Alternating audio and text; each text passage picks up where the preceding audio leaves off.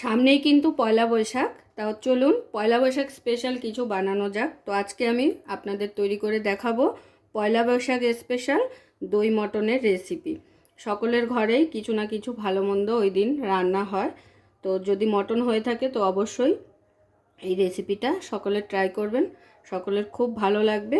তাহলে চলুন শুরু করছি আজকের রেসিপি দই মটন। তাহলে আজকের আমাদের রেসিপি দই মটন। তো দই মটন বানানোর জন্য আমি এখানে 2 কিলো মাটন নিয়ে নিয়েছি।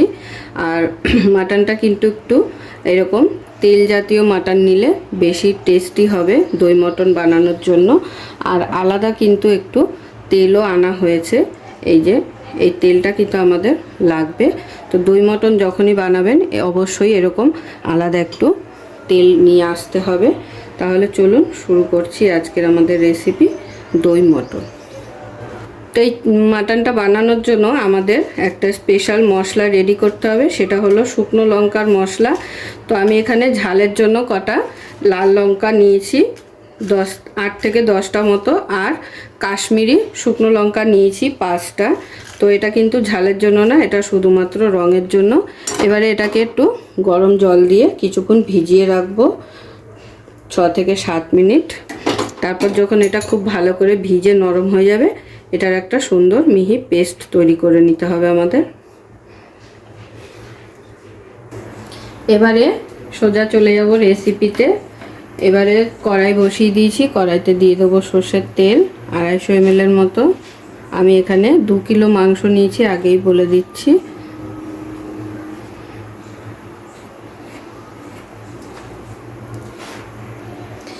এবারে তেলটা যখন গরম হয়ে যাবে, তেলের মধ্যে দিয়ে দিতে হবে ডাইরেক্ট এই যে চর্বিগুলো আনা হয়েছে আলাদা করে, এই চর্বিটাকে প্রথমে ভেজে নেব।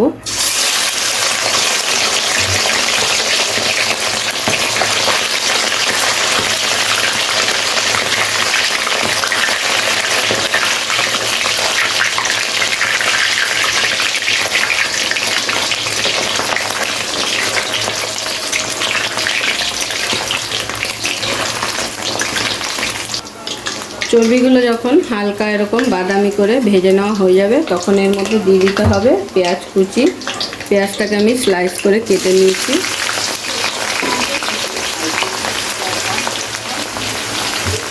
এবারে একটু ভালো করে সময় নিয়ে পেঁয়াজগুলোকে আমাদের খুব ভালো করে ভেজে নিতে হবে।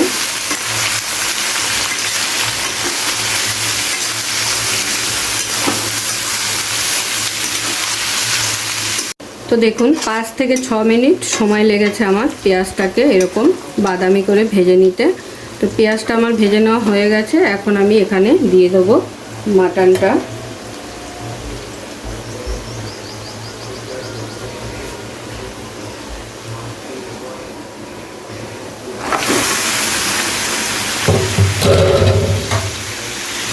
মাটনটাকে দিয়ে খুব ভালো করে পেঁয়াজের সাথে ভেজে নিতে হবে ততক্ষণ পর্যন্ত যতক্ষণ না মাটনের কালারটা চেঞ্জ হচ্ছে। তো দেখুন মাটনটা ভাজতে ভাজতে যখন ঠিক এরকম কালার চেঞ্জ হয়ে যাবে, তখন এখানে সেই শুকনো লঙ্কার যে পেস্টটা আমরা ভিজিয়ে রেখেছিলাম গরম জলে, সেটা কিন্তু একটা পেস্ট রেডি করে নিয়েছি। এবারে ওই পেস্টটা এখানে আমি অ্যাড করে দেবো।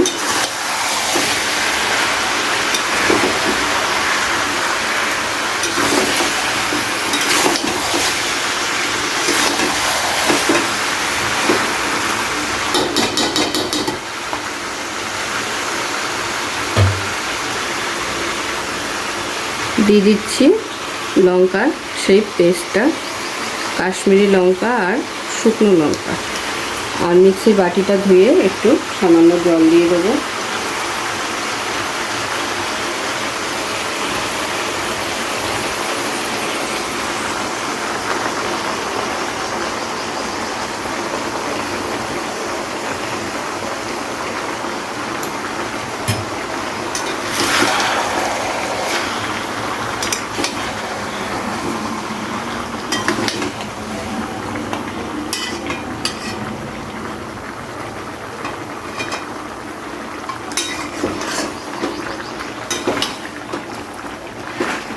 খুব সহজেই কিন্তু এই রেসিপিটা হয়ে যায়, আর একদম সম্পূর্ণ ঘরোয়া উপকরণ দিয়ে এক্সট্রা কোনো বাইরের উপকরণ কিন্তু আপনাদের প্রয়োজন হবে না। যা যা উপকরণ দেব সমস্তটাই কিন্তু একদম ঘরের।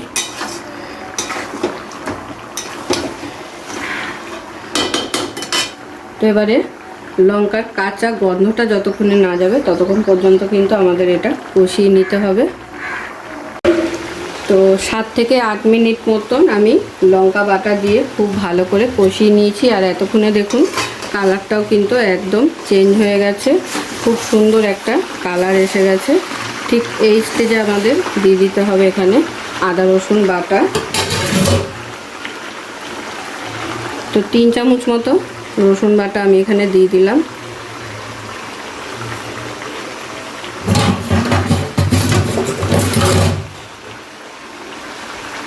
আর দিয়ে দেবো আদা বাটা।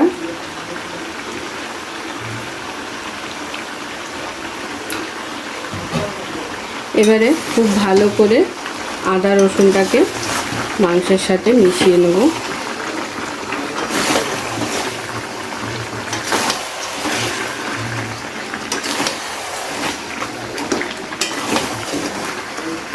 ততক্ষণ কষিয়ে নেব যতক্ষণ না আদা রসুনের কাঁচা গন্ধটা চলে যাচ্ছে।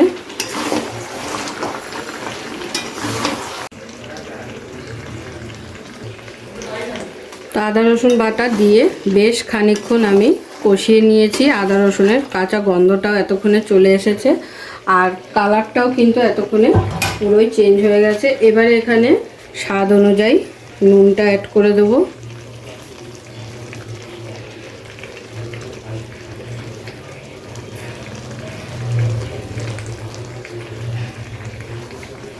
আর দিয়ে দেবো গোলমরিচের গুঁড়ো মানে ব্ল্যাক পেপার।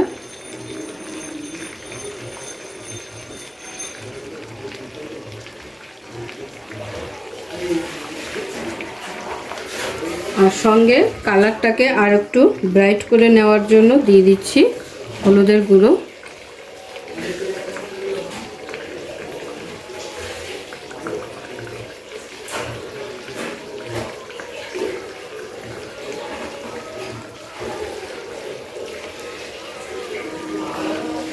আর তার সঙ্গে ধনে গুঁড়ো আর জিরে গুঁড়ো। বড় চামচের 2 চামচ ধনে গুঁড়ো 2 কেজি মাংসের জন্য। আর জিরে গুঁড়ো দিয়ে দেবো 1 চামচ। বড় চামচের, আমি কিন্তু এখানে ছোট চামচ ব্যবহার করছি।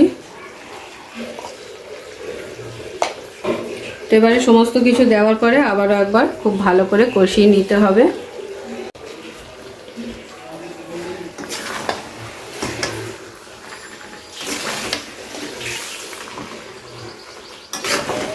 তো মশলা বলতে এখানে কিন্তু তেমন আর কিছুই মশলা পড়বেন না।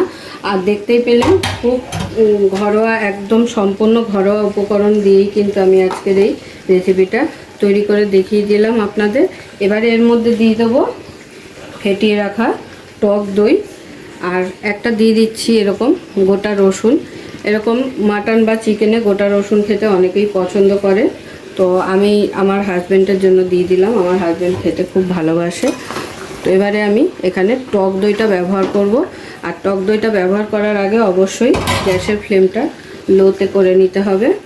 তো আমি এখানে 2 কিলো মাটনের জন্য 350 গ্রাম টক দই খুব ভালো করে ফেটিয়ে নিয়েছি।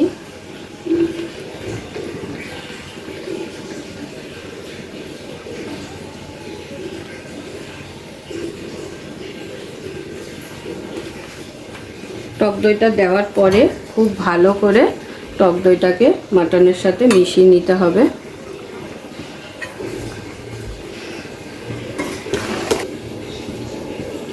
খুব ভালো করে মেশানো হয়ে গেলে গ্যাসের ফ্লেমটাকে আবারও বাড়িয়ে দিলাম। এবারে কিছুক্ষণ সময় একটু কষিয়ে নেব তেল না ছাড়া অবধি। আর গ্রেভিটা যতক্ষণে না একটা দানা দানা ভাব আসবে ততক্ষণ পর্যন্ত কিন্তু আমাদের খুব ভালো করে কষিয়ে নিতে হবে।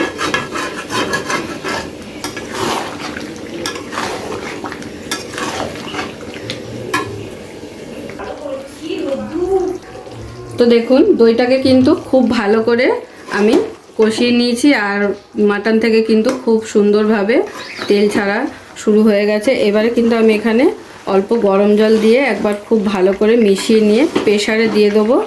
আর আপনারা চাইলে কড়াইতে বা হাঁড়িতেও কিন্তু রান্নাটা করে নিতে পারেন, কিন্তু হাতে যদি সময় না থাকে তাহলে এই সমস্ত ইনগ্রিডিয়েন্টস দিয়ে দেওয়ার পরে যখন খুব ভালো করে কষিয়ে নেওয়া হয়ে যাবে এইভাবে, তখন প্রেসারে দিয়ে সিটি মেরে আবার কড়াইতে একটু ঢেলে টানিয়ে নিলে কিন্তু রেডি হয়ে যাবে আপনাদের দই মটন।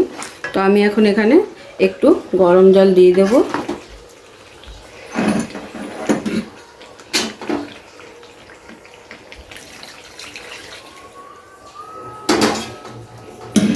আর যদি মনে করেন আপনারা রান্নাটা কড়াইতেই করে নেবেন, তাহলে সেক্ষেত্রে তখন এইভাবে অল্প অল্প করে গরম জল দিয়ে দিয়ে কিন্তু আপনাদের মাটনটাকে সিদ্ধ করে নিতে হবে। একবারে কিন্তু পুরো জলটা দেওয়া যাবে না।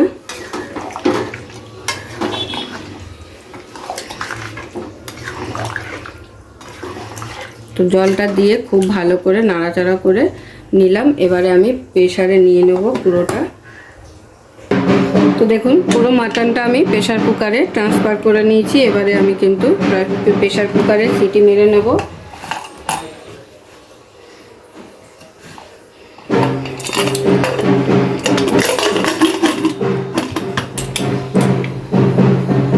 তো এবার প্রেসার কুকারে দিয়ে প্রেসার কুকারে 5 থেকে 6টা সিটি মেরে নেব।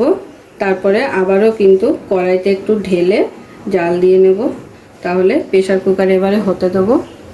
তো আমি প্রেসার কুকারে 7টা সিটি মেরে নিয়েছি। এবারে কিন্তু প্রেসার কুকার থেকে নামিয়ে মাটনটা আবার কড়াইতে ট্রান্সফার করে নেব। তো প্রেসার কুকার থেকে নামিয়ে আমি এবার কড়াইতে করে আবারও একটু 5 মিনিটের জন্য ফুটিয়ে নেব। আর এখন দিয়ে দিচ্ছি কটা কাঁচা লঙ্কা।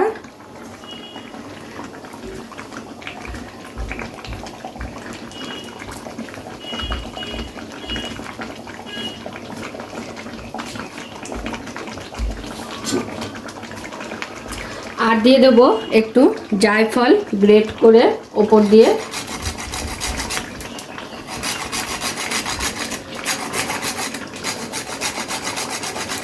জায়ফলটা দেওয়ার কারণে কিন্তু খুব সুন্দর একটা ফ্লেভার আসবে। এবারে সব কিছুকে হালকা করে একটু নেড়ে নেব। আমাদের মাটন কিন্তু সেদ্ধ হয়ে গেছে, খুব বেশিক্ষণ যে ফোটাবো তা কিন্তু নয়। তো আজকের আমার এই দই মটনের রেসিপি অবশ্যই আপনাদের ভালো লেগেছে। আর যদি ভালো লেগে থাকে তাহলে প্রতিবারের মতো লাইক কমেন্ট শেয়ার করতে কিন্তু ভুলবেন না। আর সামনেই পয়লা বৈশাখ, সকলকে জানাই পয়লা বৈশাখের অনেক অনেক শুভেচ্ছা ও ভালোবাসা। আর এই রেসিপিটা কিন্তু পয়লা বৈশাখ স্পেশাল। পয়লা বৈশাখের সবার বাড়িতেই ভালো মন্দ কিছু না কিছু রান্না হয়, তো সেই কারণেই এই স্পেশাল রেসিপিটা আজকে আপনাদের জন্য।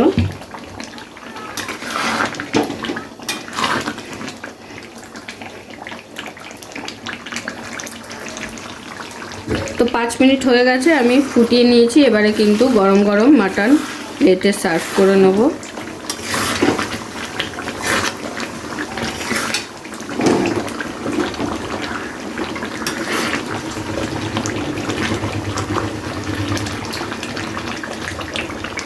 পুরো ভিডিওটা দেখার জন্য সকলকে অসংখ্য ধন্যবাদ। এরকম আরও নিত্য নতুন ভিডিও দেখার জন্য চ্যানেলটি অবশ্যই সাবস্ক্রাইব করে নেবেন আর পাশে থাকা বেল আইকনটি প্রেস করে নেবেন নতুন রেসিপির আপডেট পাওয়ার জন্য। তো সবাই ভালো থাকবেন, সুস্থ থাকবেন। আবারও দেখা হচ্ছে আপনাদের সাথে নতুন একটি রেসিপি নিয়ে।